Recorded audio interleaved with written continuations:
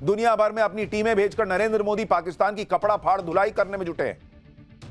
यानी पाकिस्तान के चीथड़े उड़ रहे हैं और साथ ही साथ मिशन पीओके की तैयारी भी चल रही है, जो मैं आपको बार बार बता रहा हूं। लेकिन इधर आप देश की राजनीति का गजब हाल देखिए कि जो नरेंद्र मोदी पाकिस्तान के पीछे पड़े हैं, उनके पीछे देश में इंडी वाले और कांग्रेस वाले पड़े हुए हैं। मतलब मोदी पाकिस्तान के पीछे, कांग्रेस मोदी के पीछे। टू मच फन वाला हाल हो गया। देश में ऐसी पॉलिटिक्स चल रही है, इसमें फन नहीं है बॉस। वो तो फिल्मी डायलॉग था, आपको बोल दिया, एक दे दिया ऐसे बीच में। ये सब बड़ा गंभीर है जो देश में चल रहा है।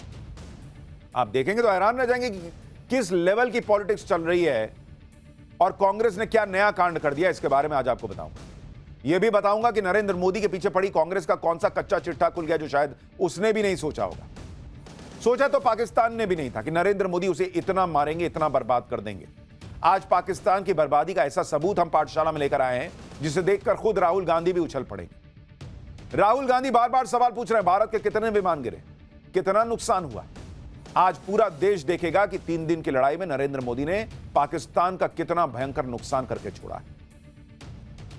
सेना को जो फ्री हैंड प्रधानमंत्री ने दी, उसका नतीजा क्या हुआ और सेना ने कितना पाकिस्तान को ठोका, आज उसका सबसे बड़ा सबूत आ गया है।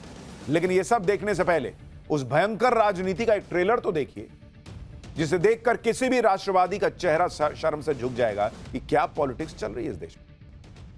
पाकिस्तान गिड़गिड़ा रहा है कि भाई हम भूखे मर जाएंगे, लेकिन यहां देश में राहुल गांधी एंड टीम भाई साहब वो कर रहे हैं जो आप देखेंगे तो सिर शर्म से झुक जाएगा।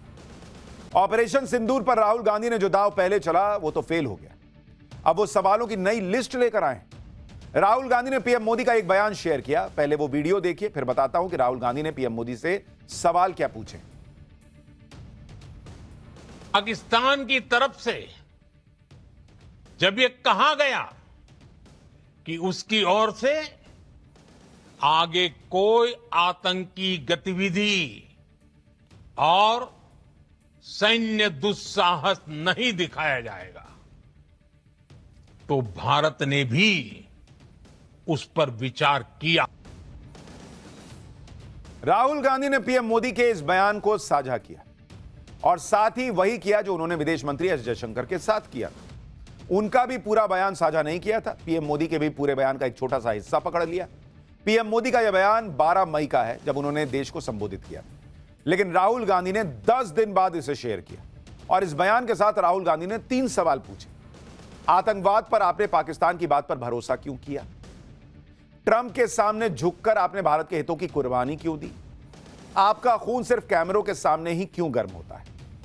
इसके साथ ही राहुल गांधी ने कहा कि आपने भारत के सम्मान से समझौता कर लिया। ये वो राहुल गांधी हैं जिनकी 10 साल की यूपीए सरकार के समय देश का कोई कोना नहीं बचा था जहां टेररिस्ट अटैक नहीं होते थे। और इनकी सरकार के वक्त डोजियर भेजे जाते थे, डोजियर। तब देश के सम्मान के साथ समझौता नहीं होता था। 26/11 हमले के बाद राहुल गांधी कहां थे?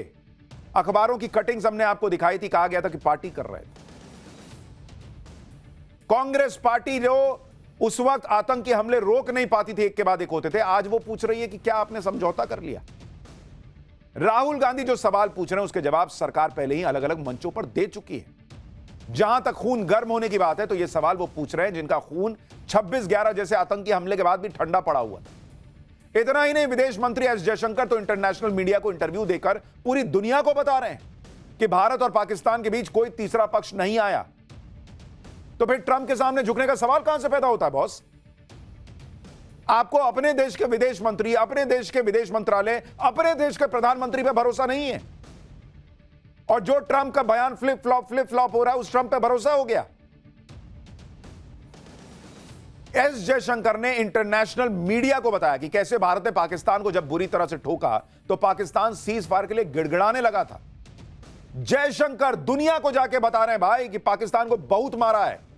राहुल गांधी को दिख नहीं रहा है।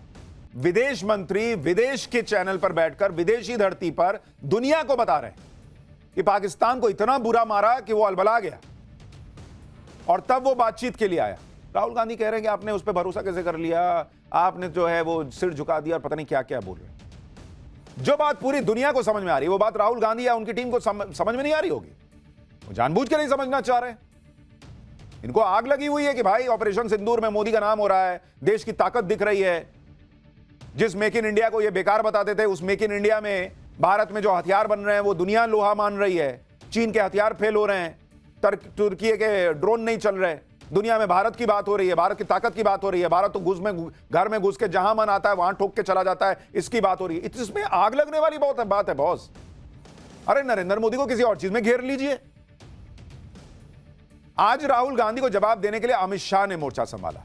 देश के जवानों के हौसले को सलाम करते हुए अमित शाह ने ऑपरेशन सिंदूर की सफलता को लेकर सवाल उठाने वालों को तगड़ा जवाब दिया। एक बार अमित शाह को सुनिए, फिर बताता हूं कि राहुल गांधी अब विदेश मंत्री एस जयशंकर पर कौन से नए सवाल लेकर आए। ऑपरेशन सिंदूर अपनी भूमि पर हुए टेरर हमलों के जवाब के इतिहास में सबसे सटीक और सभी उद्देश्यों को पूर्ति करने वाला ऑपरेशन था।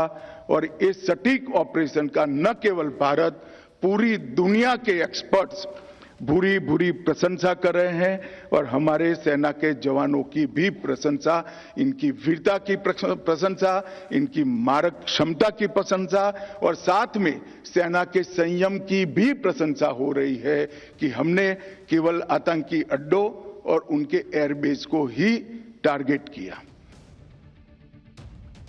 किसी देश को आतंकी हमले का कैसा जवाब देना चाहिए, यह अमित शाह ने राहुल गांधी को समझा दिया, और पाकिस्तान को भी। पाकिस्तान तो शायद डर के मारे समझ जाए, लेकिन राहुल गांधी नहीं रुक रहे भाई।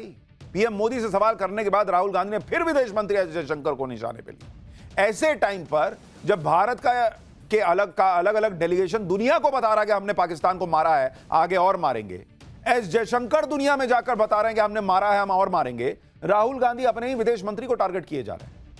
राहुल गांधी ने विदेश मंत्री से फिर 3 सवाल पूछे कि भारत को पाकिस्तान के साथ क्यों जोड़ दिया गया, पाकिस्तान की निंदा करने में एक भी देश ने हमारा साथ क्यों नहीं दिया, ट्रंप को भारत और पाकिस्तान के बीच मध्यस्थता करने के लिए किसने कहा। इसके साथ ही राहुल गांधी ने लिखा कि विदेश नीति धराशायी हो गई। राहुल गांधी के हमले से बीजेपी भी आक्रामक हो गई है। बीजेपी कह रही कि राहुल गांधी तय कर लें कि क्या वो नेता प्रतिपक्ष हैं या पाकिस्तान के निशाने पाकिस्तान है। सुनिए एक बार बीजेपी को, फिर आपको बताता हूं कि कैसे खुद कांग्रेस के नेता भी राहुल गांधी की इस पॉलिटिक्स से खुद को किनारा कर रहे हैं। कांग्रेस के नेताओं के बयान का सहारा लेकर भारत को बदनाम करना पाकिस्तान द्वारा और आपका मौन रहना, यह चिंताजनक है। आप तय कीजिए राहुल गांधी जी, आप किस तरफ हैं? आप भारत के नेता प्रतिपक्ष हैं या पाकिस्तान के निशाने पाकिस्तान हैं? कि भारत के साथ अगर कोई गद्दारी कर रहा है तो वो कांग्रेस पार्टी कर रही है, राहुल गांधी कर रहे हैं।